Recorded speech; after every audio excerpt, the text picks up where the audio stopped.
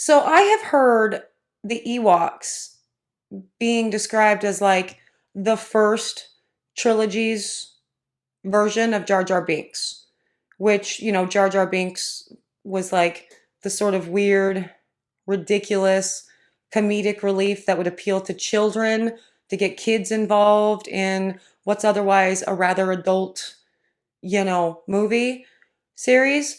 And I don't know that I agree with that because I think the Ewoks are adorable and Jar Jar Binks really irritated me. So I think the Ewoks are not bad, actually, and we should give them more, credit and, props for their level of cute. Because their level of cute is like an 11, isn't it? They're just adorable ish.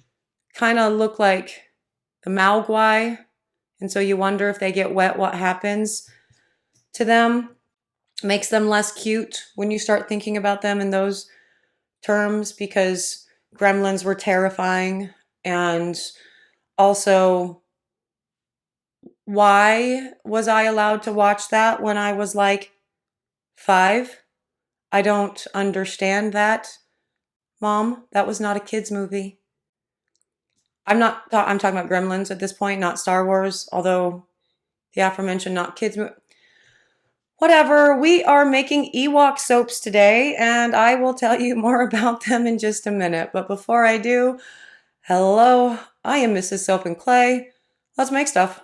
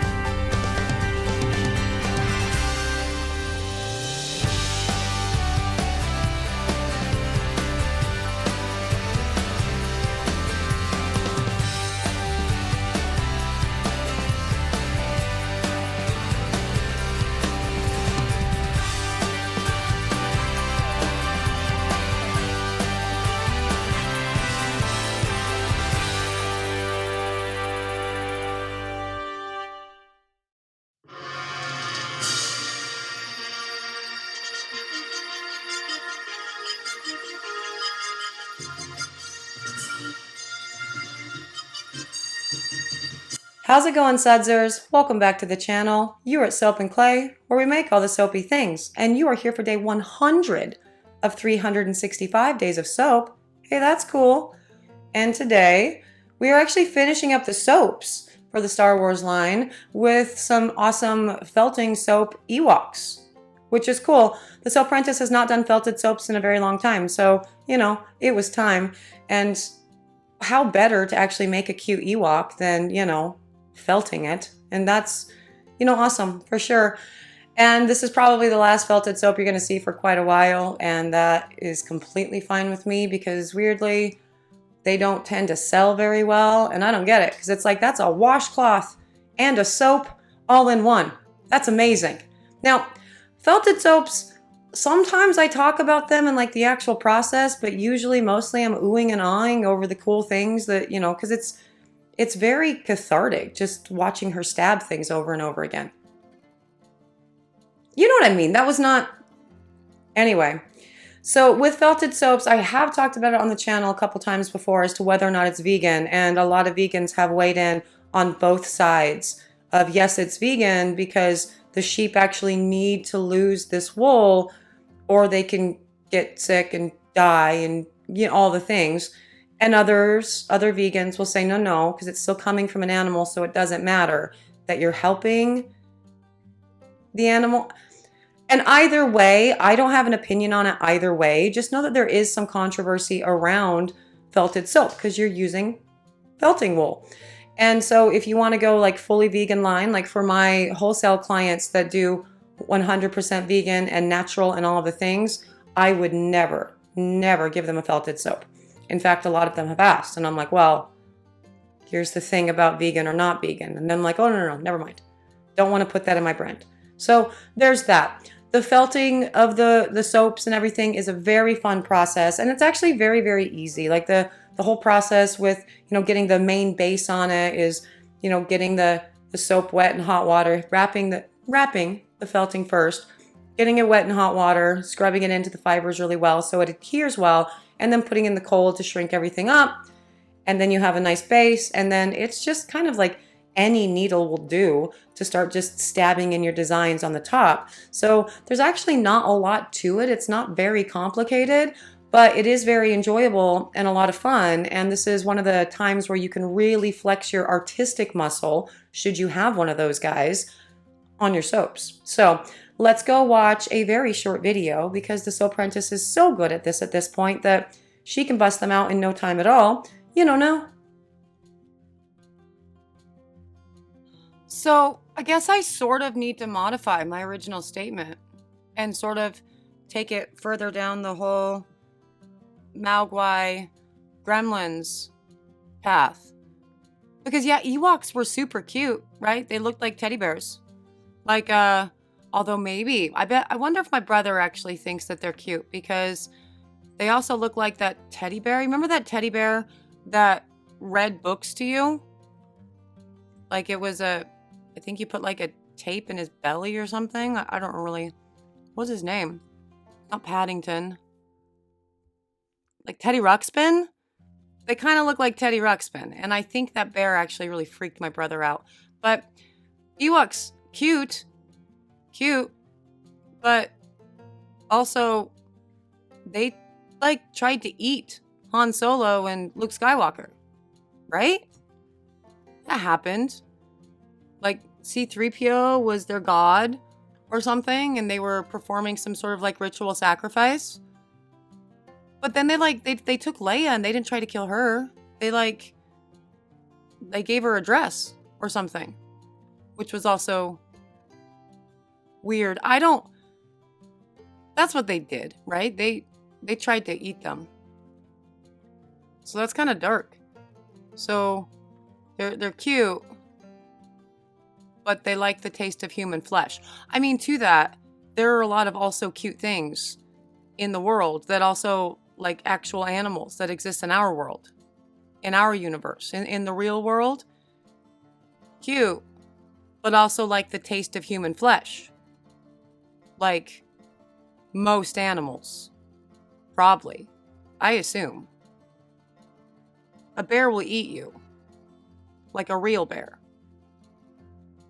Anyway, that's like all I know about the Ewoks. I don't even understand what their point was in Return of the Jedi. Like, did they do something other than try to? I don't remember. It's been a really long time, but I remember the Ewoks being adorable. And so the Soap Apprentice is making some adorable felted soaps. Now again, with felted soaps, it's felting wool. Wool comes from sheep. There is probably a vegan option to this. Like, of a wool type. But those are always like trade-offs. So, there's probably that. I don't have that. I have actual just felting wool. And so, vegans have weighed in either way on all of that. And I am not vegan. And so I don't make those decisions for vegans. And also, there's no one real universal rule for vegans either, I think is the point of all of that. But you have your felting wool, and you wrap it around your bar for the base. And then you put that bar in hot water. And then you really grind those fibers into the soap. It's very, very foamy. It's a lot of fun. And then you put that bar in cold water, and it shrinks everything down and adheres to the bar really nicely. And then for this part, as you can see, you just take out little pieces of felt and a needle, and really any kind of needle will do. You don't have to use anything super special or fancy, although the Soap Apprentice has done so over the felting soap experiences she's had. She had one that had like 4 or 5 different little needles on it. So that was cool, but not necessary. Really, any needle will do. And you're just going to stab in and out of the soap to adhere that little bit to create your design. There's really not a lot to felting soaps. I mean, technically speaking, you don't have to decorate them on top. You could just have, you know, the felt wrapped around the soap. And it's a cool product because it's, you know, a washcloth and a soap all in one. And that's amazing. But you don't have to do this to it. You could just wrap some felting wool around it and do the scrubby scrub thing. And then you have your felted soap. But, you know, we don't do things easy around here.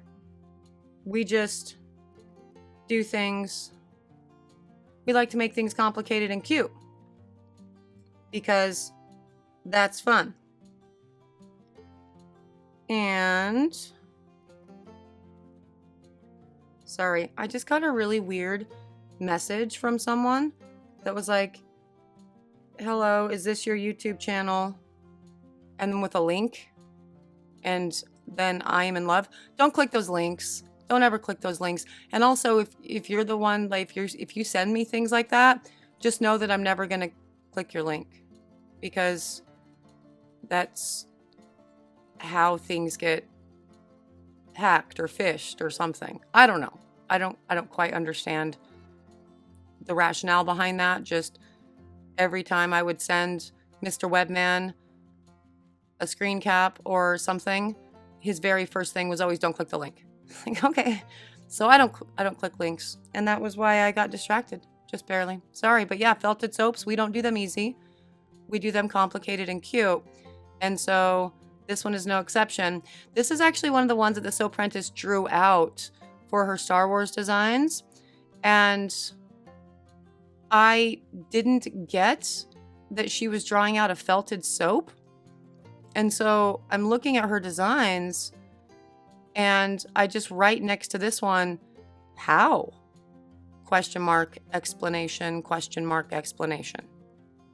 I know it's exclamation, by the way. My kids say explanation, and so now we all do for exclamation point. Yep. Anyway. And then when I saw them, I was like, oh, well, that makes more sense. Because she had drawn out this really complicated thing. And I'm like, well, how are you going to do that? That seems hard. And, you know, she did it this way instead. Less hard. And cute. Because it's fuzzy. And Ewoks are fuzzy. And they're adorable. Even though they don't have eyelids. And that's a little weird. And they like eating humans, I guess. And that's also a little weird. But they're still way cuter than Jar Jar Binks. So I don't... Whatever. Those are adorable. That is the end of the Star Wars soaps. That is exciting. That is day 100, which is also exciting.